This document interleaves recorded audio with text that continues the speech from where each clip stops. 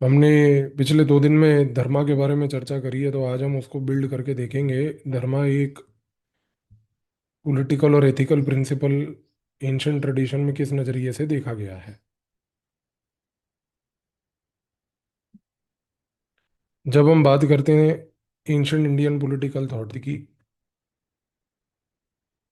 तो एक चीज़ हमें समझने की आवश्यकता है कि यहाँ पर धर्मा जो है वो एक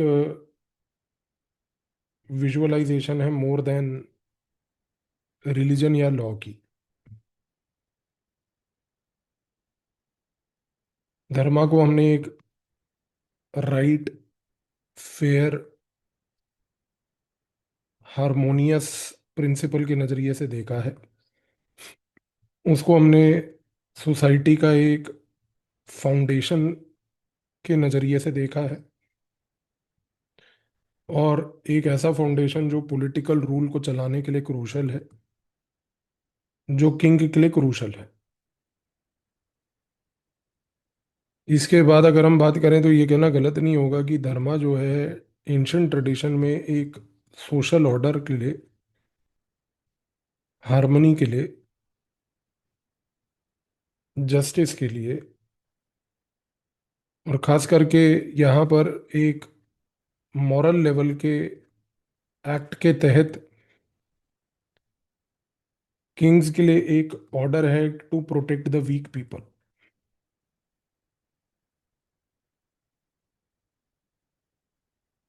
इसी रीजन से धर्मा को जब हम देखते हैं, जब उसका एप्लीकेशन आता है, तो उसके एप्लीकेशन में धर्मा जो है वो सिर्फ किंग को अप्लाई नहीं करता, वो for that matter even ministers के लिए भी अप्लाई करता है।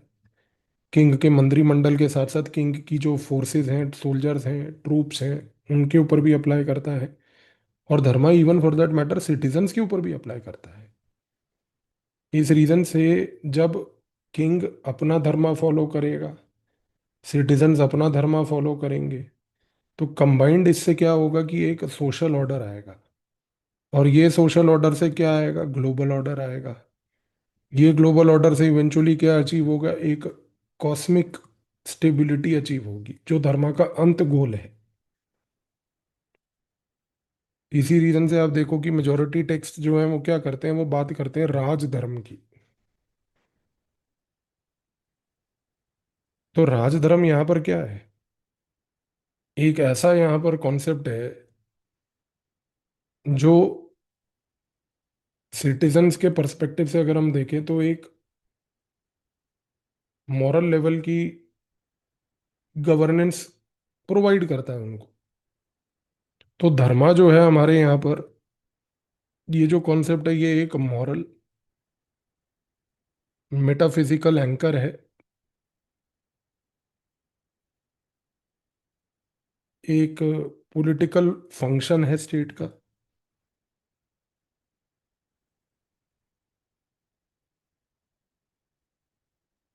जो पॉलिटिकल अथॉरिटी को लेजिटिमाइज करता है।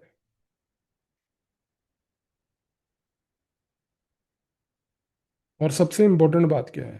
पॉलीसेमिक कॉन्सेप्ट है। पॉलीसेमिक कॉन्सेप्ट का क्या मतलब होता है कि when you look at dharma as a polysemic concept, it means that it denotes duty. King का काम है धर्मा को अपहोल्ड करना। किंग का काम है राइटियसनेस को फॉलो करना। तो पॉलीसेमिक कॉन्सेप्ट है, क्योंकि ये करने से सोशल ऑर्डर, ये करने से कॉस्मिक लेवल पर जो ओवरऑल स्टेबिलिटी है वो अचीव होगी। इस रीजन से हम धर्मा को एक इंटीग्रेटेड कॉन्सेप्ट देखते हैं। इंटीग्रेटेड का मतलब क्या है? कि धर्मा इंटीग्रेट क्या करता है? मोरालिटी को गवर्नेंस में। इससे क्या बनता है? Spiritual governance.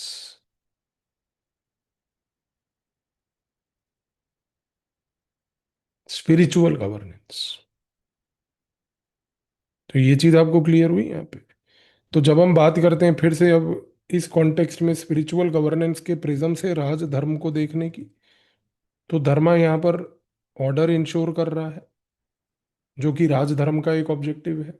धर्मा यहाँ पर जो है राजधर्म के पर्सपेक्टिव से जस्टिस इंश्योर कर रहा है, रिस्पॉन्सिबिलिटी इंश्योर कर रहा है, वीकर सेक्शंस के प्रोटेक्शन को इंश्योर कर रहा है, प्रॉस्पेरिटी को इंश्योर कर रहा है। कौन सी प्रॉस्पेरिटी? किंगडम की प्रॉस्पेरिटी। और कल हमने क्या बात की थी? इकोनॉमिक बेस, याद होगा आपको। इससे क्या होगा? एक लेजिटिमेट लेवल का ऑर्डर क्रिएट होगा। और ये लेजिटिमेट ऑर्डर में आप देखो कि किसी प्रकार का कोई फोर्स का प्रयोग नहीं होगा, किसी प्रकार का कोई कोअर्शन का प्रयोग नहीं होगा, क्योंकि ये ऑर्डर इतना लेजिटिमेट है, मॉरल है, कि इसका बेसिस ही जो है उसमें फोर्स नहीं आ सकती। अच्छा, सबसे बड़ी बात यहाँ पर, अगर आपने अब धर्मा को समझाओ तो एक चीज कहना गलत नहीं होगा कि धर्मा जो है वो कोई रिजिड कॉन्सेप्ट नहीं है। धर्मा जो है वो कॉन्टेक्स्ट सेंसिटिव है। कॉन्टेक्स्ट सेंसिटिव का मतलब ये है कि धर्मा को हम अलग अलग टाइम, अलग अलग प्लेसेस में अलग अलग नजरिए से देखते हैं। तो धर्मा यहाँ पर क्या है कि हर एक कॉम्प्लेक्सिटी को ऑब्जॉर्ब कर रहा है, और हर कॉम्प्लेक्सिटी को ऑब्जॉर्ब करके वो इवेंचुअली एक मॉरल ऑर्डर ही प्रपोज कर रहा है। मॉरल ऑर्डर ही प्रपोज कर रहा है। तो धर्मा अगर देखा जाए तो वो एक रेगुलेटिव आइडियल है,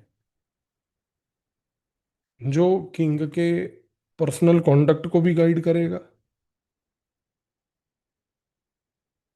जो पॉलिटिकल एक्शन को भी गाइड करेगा, जो इमरजेंसी में स्टेट की मदद करेगा, बैड टाइम्स में स्टेट की मदद करेगा।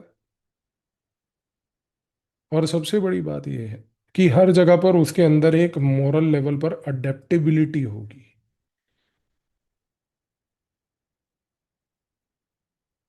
इस रीजन से आप देखिए कि सर्वपल्ली राधाकृष्णन जो थे,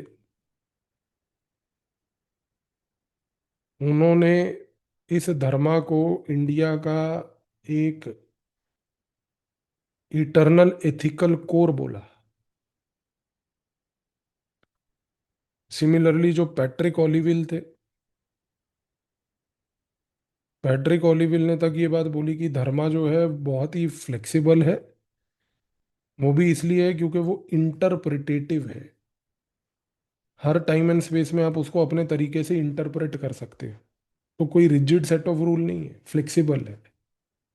इसी रीजन से ए एल बाशम बोलते हैं हमेशा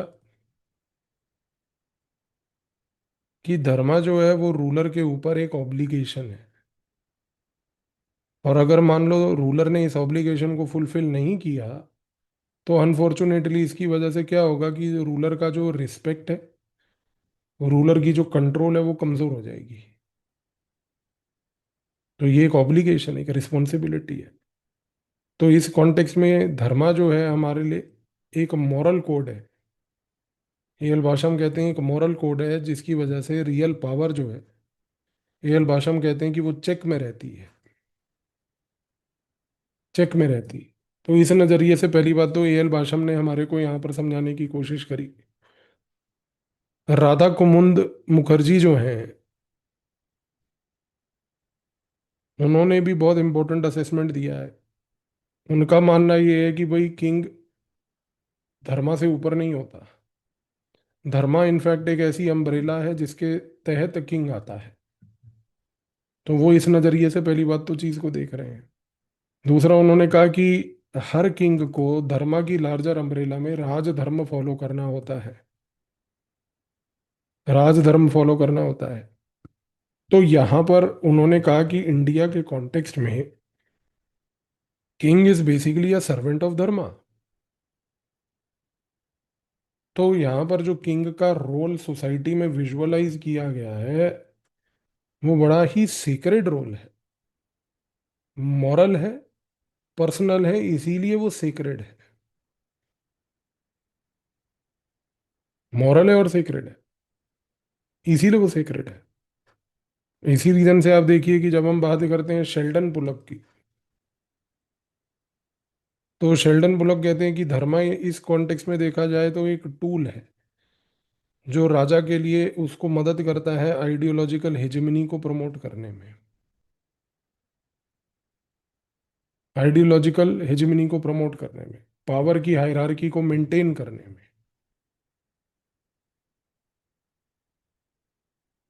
पावर की हायरार्की को मेंटेन करने में। बट यहाँ पर शेल्डन पुलक एक केविएट देते हैं, केविएट यानी कि एक पॉइंट कहते हैं कि जिससे हमें थोड़ा सा सतर्क रहना चाहिए। वो कहते हैं कि too much reliance on Dharma will also not be very good.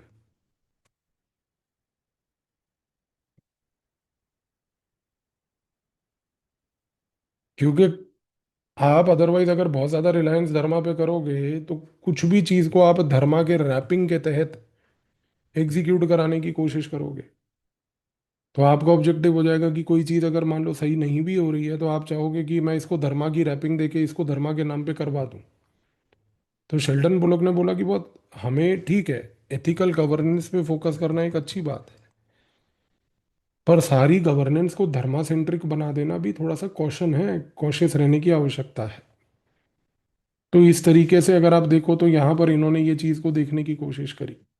तो अगर हम बात करें, जैसे हमने कौटिल्य के अर्थशास्त्र की भी बात करी, धर्मशास्त्र की भी बात करी। देखो कौटिल्य की अर्थशास्त्र के बारे में अगर हम बोले तो एक चीज तो बहुत क्लियर है बॉस, कि कौटिल्य की अर्थशास्त्र जो है एक वो प्रैक्टिकल टूल है जो गवर्नेंस के लिए एडवाइस कर रहा है, किंग को एडवाइस कर रहा है, पावर कैसे मेंटेन करनी है उसके बारे में वो चर्चा कर रहा है,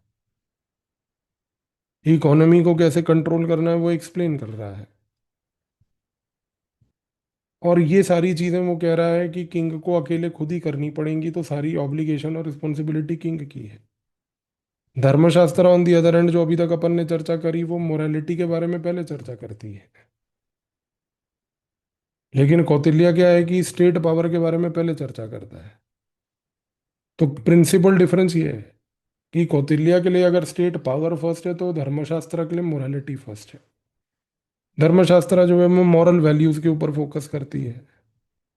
धर्मशास्त्र बार बार ये बोलती है कि भाई एक सोशल ड्यूटी है एथिकल लिविंग को प्रमोट करने की।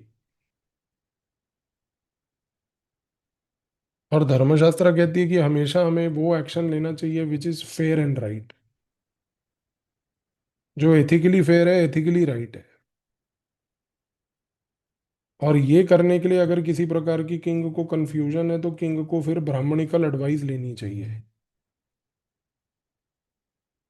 ब्राह्मणिकल एडवाइस लेनी चाहिए। अगर किंग को किसी प्रकार की कोई इशू आ जाती है गवर्नेंस के तो एक चीज तो क्लियर है जो मैंने पहले भी आपको पिछले कुछ दिनों में समझाया कि टेंशन्स हैं कौटिल्य अर्थशास्त्र और धर्मशास्त्र में, जिसको हमने इंटरटेक्सचुअल डिस्टिंक्शंस भी बोला था। लेकिन इसको आज हम सिर्फ इंटरटेक्सुअल डिस्टिंक्शन नहीं देखेंगे, बल्कि कौटिल्य और धर्मशास्त्र की ये जो दो डिफरेंट टेक्स्ट हैं ये रिप्रेजेंट करते हैं फिलोसॉफिकल डुअलिटी को। फिलोसॉफिकल लेवल पर क्या रिप्रेजेंट करते हैं? डुअलिटी को। क्या डुअलिटी? कि भाई एक अगर स्टेट क्राफ्ट की बात कर रहा है तो दूसरा जो है वो कॉस्मिक स्टेबिलिटी की बात कर रहा है। तो एक चीज तो क्लियर है बॉस, दोनों का कॉन्स्ट्रक्ट और फोकस अलग अलग है। और the fact that both these texts could exist and both had their own imprint on rulers proves that philosophical duality is representing pluralism in India। Plurality की जो हमने बात करी, ये प्लूरैलिटी कहाँ से आती है? टेक्सचुअल लेवल पर प्लूरैलिटी कहाँ से आती है? यहाँ से आती है फिलोसॉफिकल डुअलिटी से, प्लूरलिज्म। प्लूरैलिटी यहाँ से आ रही है, ये चीज को समझने की आपको कोशिश करनी है। इसी रीजन से आप देखो कि अगर हम बात करें धर्मशास्त्र की, तो धर्मशास्त्र एक चीज तो क्लियर बोल रहा है कि बॉस हमें सारा फोकस करना है इंश्योर करने के लिए एथिकल सर्वाइवेबिलिटी पे। लेकिन कौटिल्य क्या बोल रहा है? हमें सारा फोकस करना चाहिए सुप्रीमेसी सर्वाइवेबिलिटी पे। टेक्स्ट का फोकस चाहे अलग हो, लेकिन एक चीज तो क्लियर है कि दोनों टेक्स्ट इवेंचुअली एग्जिस्ट करके गाइड जरूर कर रहे हैं रूलर्स को। तो ये यहाँ पर हमारा प्रिंसिपल फोकस है। ठीक है जी।